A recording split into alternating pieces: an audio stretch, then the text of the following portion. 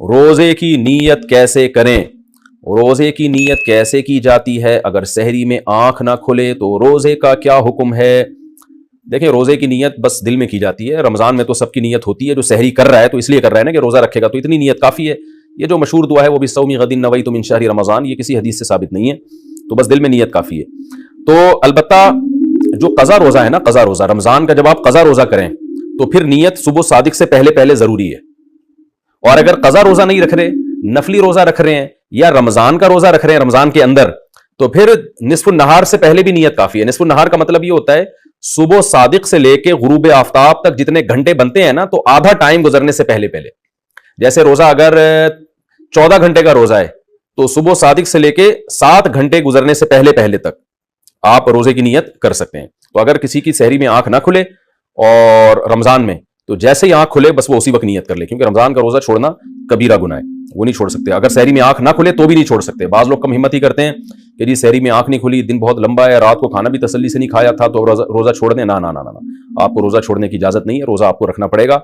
चाहे इफ्तारी में डट के खाया हो या ना खाया हो, रात को डिनर करना याद रहा हो या भूल गए हो, सुबह सहरी में आंख खुली हो या ना खुली हो, रमजान का रोजा आप नहीं छोड़ सकते, सिवाय इसके कि आप सफर में हो या आप बीमार हो। इसके अलावा आपके लिए इजाजत नहीं है।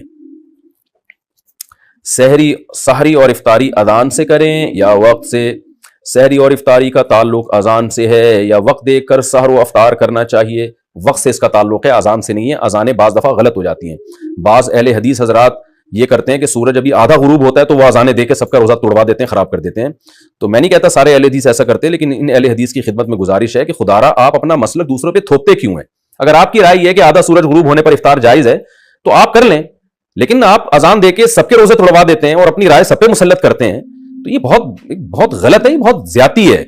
नहीं, आप इख्तलाफी, आप एक मसला है तो उसमें अपनी राय जबरदस्ती ठोस क्यों रहे हैं आप दूसरे के ऊपर? बाज़ दफा ऐसे हुए हैं वाकयात कि किसी अहले हदीस की मस्जिद से अजान ही पहले हो गई, तो उनसे पूछा गया तो कह रहे हैं हमारे मसलक में और ये हदीस की रोशनी में जायज है। हालांकि ऐसा नहीं है हदीस से, आपकी एक राय है, आपने हदीस की एक तशरीह की है, तो उस तशरीह की वजह से आपकी ये राय है ना, तो आप अपनी राय दूसरी की राय पे मत थोपे मत उसको। तो इसलिए अगर किसी ने अजान सुन के रोजा इफ्तार कर लिया और बाद में देखा कि टाइम अभी दाखिल नहीं हुआ था, तो उसका रोजा टूट गया, उसको कज़ा करनी पड़ेगी। और अगर पता था उसको कि रोजे का टाइम अभी शुरू नहीं हुआ, सूरज मुकम्मल गुरूब नहीं हुआ है, फिर भी उसने अजान सुन के रोजा तोड़ दिया, तो फिर कफारा भी लाजिम होगा उसके ऊपर। तो इसलिए अजान के बजाय ना जो सहर इफ्तार के जो टाइम के जो जदवल मिलते हैं, नक्शे मिलते हैं, उनको देखा करें और उससे भी एहतियातन 2 मिनट बाद रोजा खोलें। ये जो हदीस में आता है कि जल्दी इफ्तार का हमें हुक्म है, तो बिल्कुल ऐसा ही है, लेकिन जल्दी का मतलब यकीन तो हो कि सूरज गुरूब हो गया है। तो ये जो नक्शे हमें मिलते हैं जिनमें सूरज गुरूब होने का टाइम लिखा होता है, ये एहतियाती टाइम होता है, यकीनी नहीं होता, यानी 100% इस पर यकीन नहीं होता। लिहाजा इसमें कम से कम 2 मिनट की एहतियात लाजमी किया करें। मेरा ये मामूल है हमेशा से कि अगर सूरज गुरूब होने का टाइम 6:30 लिखा हुआ है तो मैं 6:32 पे इफ्तार करता हूं। तो सहरी में भी बेहतर है कि 1 मिनट पहले बंद कर लें। तो इसलिए इसमें एहतियात के पहलू को पर अमल करना चाहिए। हाँ, अगर आपने कई बार तजर्बे के बाद देख लिया कि हमारी मस्जिद की अजान सही टाइम पे होती है, जो गुरूब आफ्ताब का टाइम लिखा है उससे 2 मिनट बाद होती है, तो फिर आप अजान पे इफ्तार कर लें।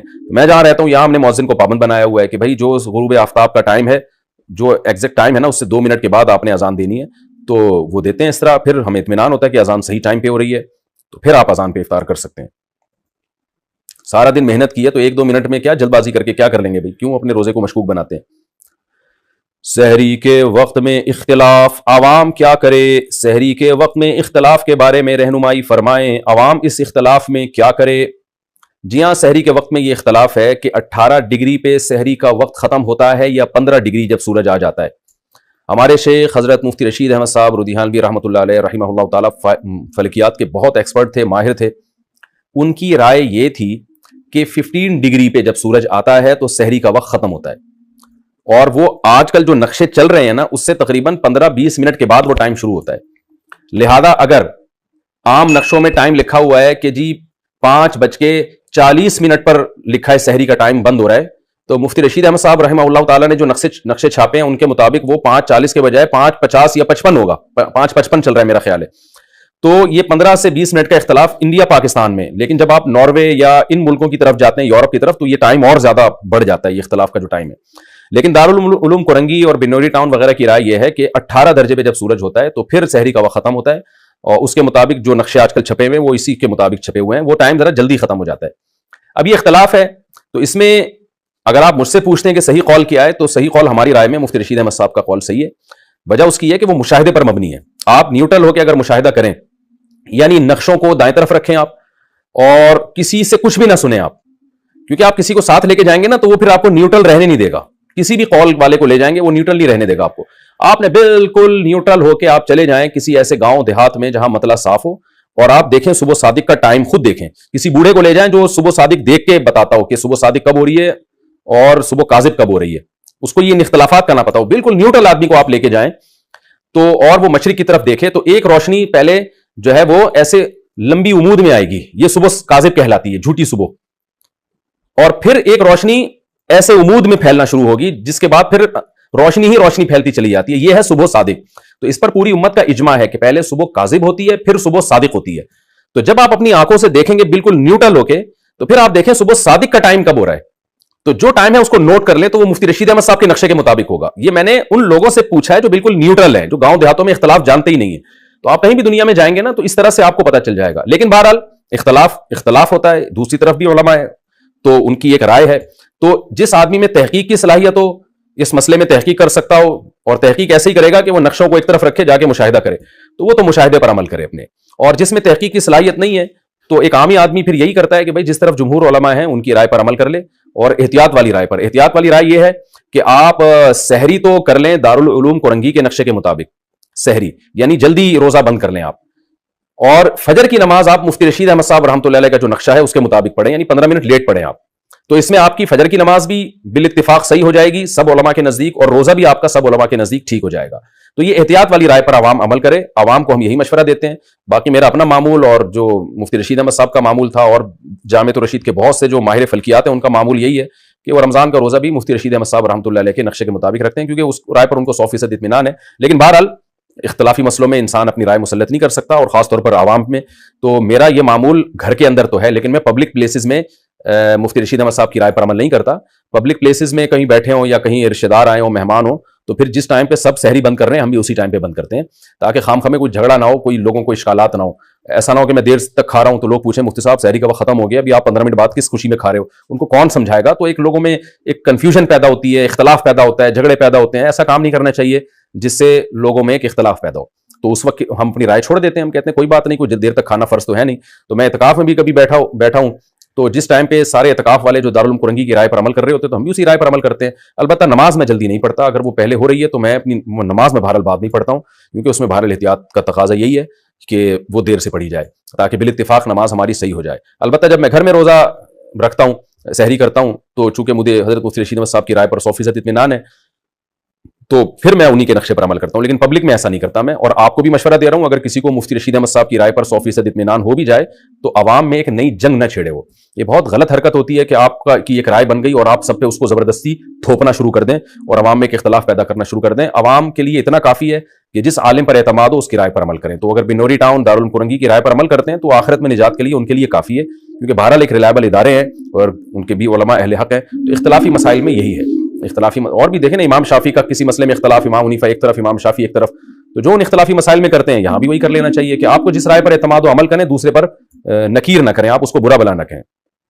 तो सबसे बेहतर अवाम के लिए एहतियात वाली राय है कि सहरी दारुल उलूम कुरंगी के नक्शे के मुताबिक बंद करें और नमाज मुफ्ती रशीद अहमद साहब रहमतुल्लाह अलैह के नक्शे के मुताबिक पढ़ें। अच्छा, ये मुफ्ती रशीद अहमद साहब रहमतुल्लाह की जो राय है ये उनकी अकेले की नहीं है, दुनिया में और बड़े बड़े माहिर फल्कियात हैं जो इसी राय के कायल हैं।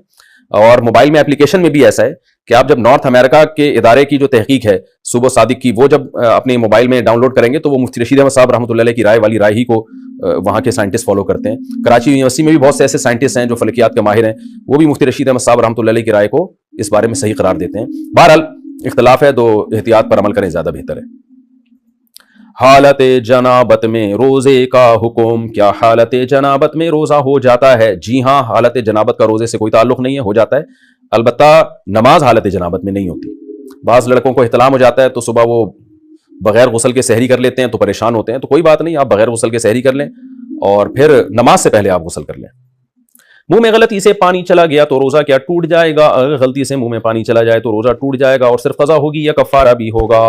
एक होता है भूले से पानी पी लेना, तो भूले से पानी पीने से तो रोजा भी नहीं टूटता, कफ़ारा भी नहीं होता। एक है गलती से पानी चला जाना, यानी आपको रोजा याद था और आपने मुंह में कुल्ली की और गलती से मुंह में चला गया, वो रोक ही नहीं सके पानी, तो फिर रोजा टूट जाएगा आपका। ऐसी कोई हदीस हमारे पास नहीं है जिसमें आता है कि गलती से पानी पीने से भी रोजा नहीं टूटता, भूले से है, गलती का नहीं है। तो गलती से चला गया तो ये चूंकि आपकी गफलत है लिहाजा रोजा टूट जाएगा, लेकिन कफारा नहीं होगा क्योंकि जानकर आपने नहीं किया, सिर्फ कजा होगी। रोजा नहीं रखा तो सिर्फ कजा और कफारे का हुक्म। अगर कोई शख्स जानबूझकर रोजा ना रखे तो बाद में कजा करेगा या कफारा भी देगा। अगर रोजा रखा ही नहीं है तो फिर सिर्फ कजा करेगा, कफारा नहीं देगा, और बहुत बड़ा कबीरा गुनाह भी होगा, मुर्तकिब होगा गुनाह का। और अगर तोड़ दिया तो फिर कफारा भी है 60 रोजों का। रोजा तोड़ने का क्या वबाल है, जानबूझकर रोजा तोड़ने का रिवाज बढ़ता जा रहा है, इस बारे में कुछ इरशाद फरमा दें। बहुत बड़ा जुर्म है रमजान का रोजा छोड़ना भी और तोड़ना भी। छोड़ दिया तो कजा रखनी पड़ेगी और गुनाह भी होगा, तौबा भी करनी पड़ेगी। और दिया तो कफारा है। कफारा क्या है? 60 रोजे लगातार रखने पड़ेंगे। दिसंबर जनवरी में रख लें जब दिन ठंडे होते हैं, बीच में एक दिन का भी नागा हो गया चाहे बीमारी से हुआ हो तो फिर दोबारा से 60 रखने पड़ेंगे। अलबत्ता औरत को मेंसेस की वजह से जो नागा होता है वो माफ है, तो वरना कंटिन्यू 60 रोजे आपको रखने पड़ेंगे। और जो बूढ़े लोग होते हैं रोजा रखने की ताकत ही खत्म हो गई उनमें, फिर वो 60 गरीबों को 2 टाइम का खाना खिलाएंगे। जवान आदमी जो रोजा रख सकता हो उसको 60 गरीबों को खाना खिलाने से कफारा अदा नहीं होगा, उसको 60 रोजे ही रखने पड़ेंगे। रोजा छोड़ना कब जायज है? किन सूरतों में रोजा छोड़ना जायज है? सिर्फ 2 सूरतों में जायज है। बीमार होने का खतरा हो या आप सफर में हो। प्रेगनेंसी में औरत रोजा नहीं छोड़ सकती इल्ला यह कि बीमारी का खतरा हो। दूध पिलाने वाली औरत रोजा नहीं छोड़ सकती इल्ला यह कि अपने या बच्चे के बीमार होने का गालिब गुमान हो। सिर्फ वसवसा काफी नहीं है, गालिब गुमान हो। तो फिर रोजा, जैसे दूध ही पैदा नहीं हो रहा है एक औरत का रोजा रखे और बच्चा को नुकसान हो रहा है फिर तो वो मजबूरन रोजा छोड़ सकती है, लेकिन नॉर्मली ऐसा होता नहीं है। दूध पिलाने वाली खवातीन से मैं कहता हूं भाई इफ्तारी से लेके सुबह सहरी तक नॉन स्टॉप आप खाएं तो सारा दिन आप फिट कराएं। नॉर्मल खवातीन रखती हैं हमेशा से, मुसलमान सोसाइटी में रोजे रखती हैं, प्रेग्नेंट खवातीन भी रखती हैं, बल्कि प्रेगनेंसी में तो खवातीन से खाया ही नहीं जा रहा होता, वैसे भी मतली आती है उनको, तो वो बिला वजह सुस्ती में रोजे छोड़ देती हैं। बहरहाल अगर बीमार होने का खतरा है या वाकई दूध इतना कम हो रहा है कि बच्चा बीमार हो जाएगा या उसका पेट नहीं भरेगा और वो बीमारी की तरफ जाएगा तो फिर रोजा छोड़ा जा सकता है। तो बीमारी में और सफर में, बाकी कोई उज़र ऐसा नहीं है जिसमें रोजा छोड़ने की शरीयत ने इजाजत दी हो। मजदूर को भी रोजा रखना पड़ेगा और आपका कल पेपर है तो भी आपको रोजा रखना पड़ेगा। मजदूरों के लिए रोजा रखने का हुक्म। क्या मजदूर हजरात या सख्त मेहनत का अफराद रोजा छोड़ सकते हैं? नहीं छोड़ सकते। मजदूर को भी रोजा रखना पड़ेगा, सख्त मेहनत का अफराद को भी रोजा रखना पड़ेगा, क्योंकि अल्लाह मियां ने रोजे में बीमार को और मुसाफिर को छूट दी है। अब सवाल पैदा होता है शदीद गर्मी में फिर मजदूर करे क्या? तो मजदूर कोशिश करे नाइट ड्यूटी करे, और मालिक को भी हुक्म है जो मजदूरी करवाते हैं उनको भी चाहिए कि मजदूर का ख्याल करें, रमजान में उसको ज्यादा बोझ ना दें, रात के वक्त में काम करवाएं, दिन में उसको छुट्टी दे दें। अगर वो नहीं करते तो भी बहरहाल रोजा रखने की करना पड़ेगा मजदूर को। खुदा न खास्ता रोजे के दौरान हालत बहुत गैर हो जाती है, बेहोश होने का या मरने का खतरा हो जाता है या बीमार होने का खतरा होता है, फिर मजदूर को रोजा तोड़ने की इजाजत होगी। तो तोड़ दे, फिर ऐसी सूरत में गुनाह नहीं होगा, बाद में कजा कर ले, लेकिन छोड़ना फिर भी जायज नहीं है। तो रोजाना रखे, और जब खुदा ना ख्वास्ता ऐसी हालत खराब होना शुरू हो जाए, मरने लगे, बेहोश होने का खतरा हो, तो फिर रोजा तोड़ दे। लेकिन भूख और प्यास की शिद्दत की वजह से रोजा तोड़ना यह जायज नहीं है, क्योंकि रोजा तो नाम ही भूख और प्यास की शिद्दत को बर्दाश्त करने का है। किसी को कम भूख लगती है, किसी को ज्यादा। कोई एयर कंडीशन में बैठ कर रोजा गुजार देता है उसे तो लगती नहीं है, कोई गर्मी में चल फिर के गुजारता है उसको बहुत लगती है। तो अल्लाह मियां ने इसमें कोई फर्क नहीं रखा कि भूख की शिद्दत कम हो या ज्यादा हो, वो बहरहाल बर्दाश्त करनी पड़ेगी। हाँ, बीमारी का खतरा हो, जैसे आपने रोजा रखा, शुगर लेवल इतना गिर गया, आप पेशेंट हैं कि अब खुदा न खास्ता बेहोश होने का या मरने का खतरा हो गया, तो फौरन तोड़ना पड़ेगा, बल्कि तोड़ना वाजिब है ऐसी सूरत में। तो नाकाबिले बर्दाश्त भूख में रोजा तोड़ना। बाज लोगों को रोजे की हालत में भूख की शिद्दत से मैदे में शदीद दर्द हो जाता है या भूख नाकाबिले बर्दाश्त हो जाती है, इनके लिए रोजा छोड़ने या तोड़ने का हुक्म बयान फरमा दें नईम शाकिर मुल्तान से। नाकाबिले बर्दाश्त भी भूख अगर हो जाए तो भी रोजा नहीं तोड़ सकते, बल्कि हिम्मत करके पूरा करना पड़ेगा, क्योंकि प्यास और भूख में बर्दाश्त है के काबिल है या नहीं है, ये कोई अल्लाह ने फर्क नहीं रखा। तो रोजा नाम है खाने पीने से अवॉइड करने का, तो चाहे वो बर्दाश्त हो रही हो या बर्दाश्त नहीं हो रही हो। हाँ, अलबत्ता बीमारी का खतरा हो या जान जाने का खतरा हो या बेहोश होने का खतरा, क्योंकि बेहोशी भी एक बीमारी है, तो उस सूरत में रोजा तोड़ सकते हैं। आप किसी के मैदे में शदीद दर्द हो रहा है शदीद भूख की वजह से, तो ये एक बीमारी है, क्योंकि नॉर्मल ऐसा होता नहीं है। कितनी भी भूख लगी हो आपको, 24 घंटे भी भूखे ना, आपके पेट में दर्द नहीं होता। लेकिन बाज़ दफा कोई बीमारी है, जैसे किसी को अल्सर है या और कोई बीमारी है जिसकी वजह से भूखा रहने से पेट में शदीद दर्द हो रहा है, तो दर्द एक बीमारी है, बीमारी में रोजा तोड़ा जा सकता है तो उस दर्द को खत्म करने के लिए। लेकिन नाकाबिले बर्दाश्त भूख या प्यास लगी है तो फिर रोजा नहीं तोड़ सकते।